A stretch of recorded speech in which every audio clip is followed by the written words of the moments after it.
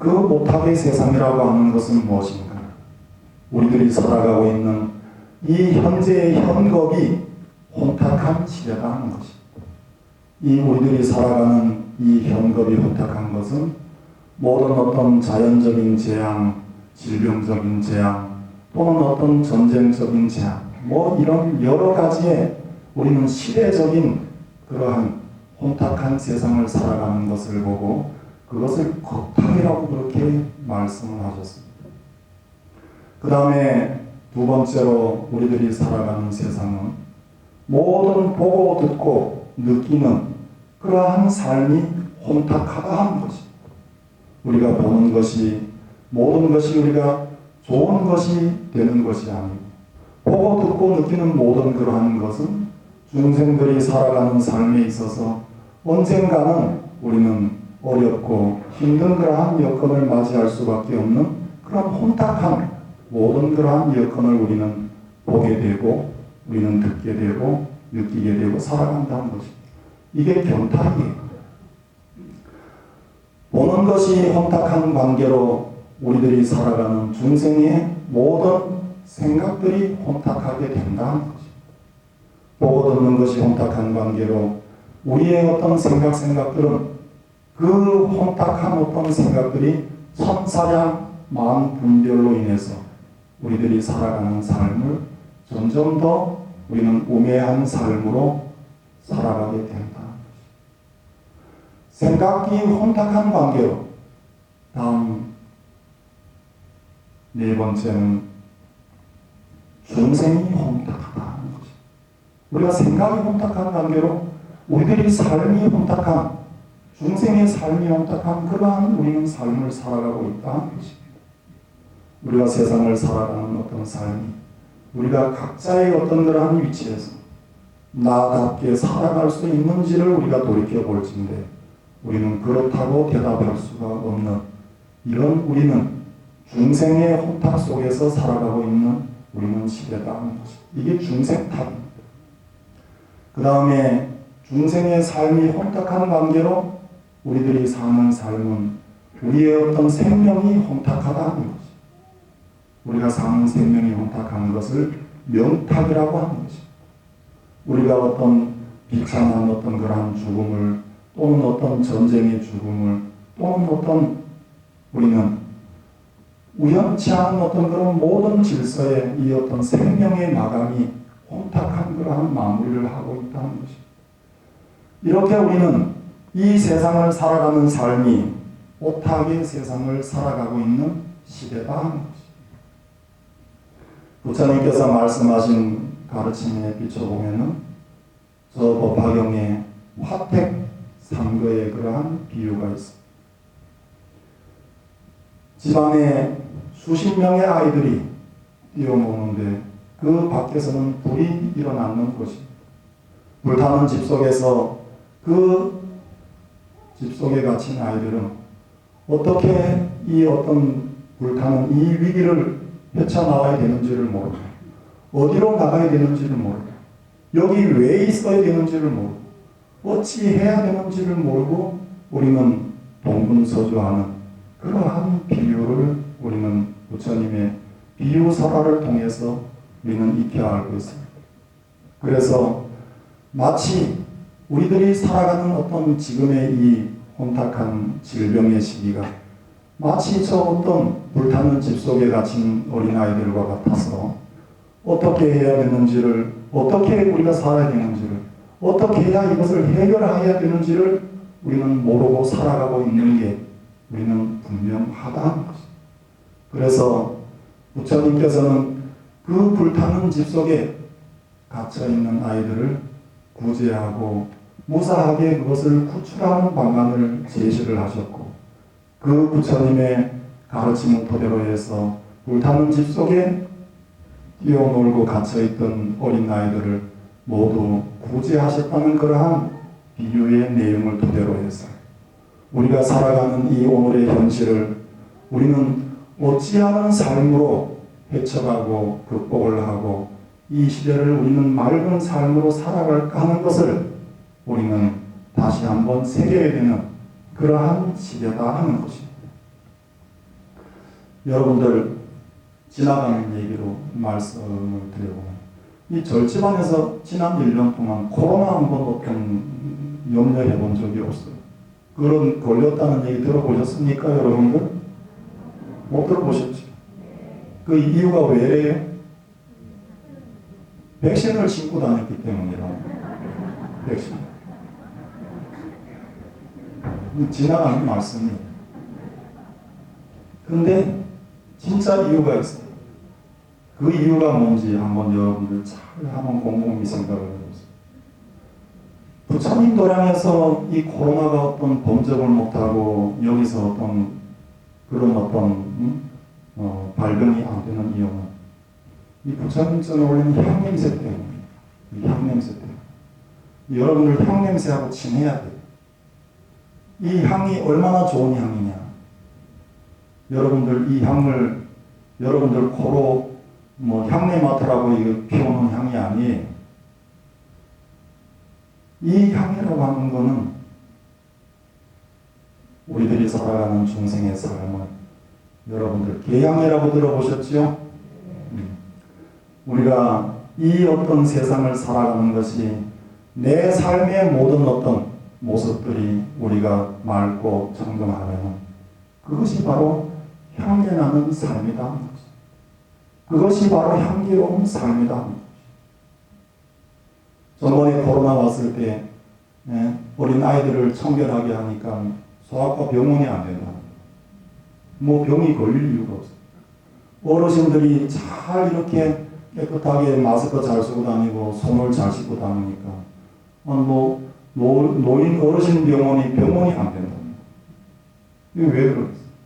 내 몸을 청결하니까. 내 몸을 청결하니까 코로나 비슷한 게 올라그래도 올 자리도 없어서 못합니다. 그런데 하물며 우리가 이 계라고 하는 것은 우리가 신구이 삼업을 우리는 맑혀가는 어떤 그런 우리는 삶을 노력하고 이끌어가는데 그게 무슨 코로나가 범접을 할 거냐. 그래서 우리는 이 지계를 잘 지켜나갈 때 우리는 향기로운 그러한 삶을 우리는 이룰 수가 있다는 거죠. 여러분들 정향이라고 들어보셨죠? 네, 정향. 이 불교에서는 이 정향, 우리가 이런 어떤 정향이라고 하는 것은 우리의 한 마음이 항상 고요하고 우리는 좋은 그런 어떤 우리는 생각을 가지고 사는 것. 우리가 이 세상을 사는 어떤 삶이라고 하는 것은 좋은 마음, 우리가 맑은 마음을 갖고 살기가 쉽습니까? 어렵습니까? 어려워. 그래서 우리는 이 어떤 세상을 사는 삶을 우리는 좋은 어떤 마음으로, 맑은 마음으로 우리는 다스려가고 맑혀가는 그러한 삶을 살아갈 때 우리는 바로 내 삶에서 향기가 나는, 향내나는 그러한 삶을 우리는 살아갈 수 있다는 것이. 여러분들 회향이라고 들어보셨죠? 회향.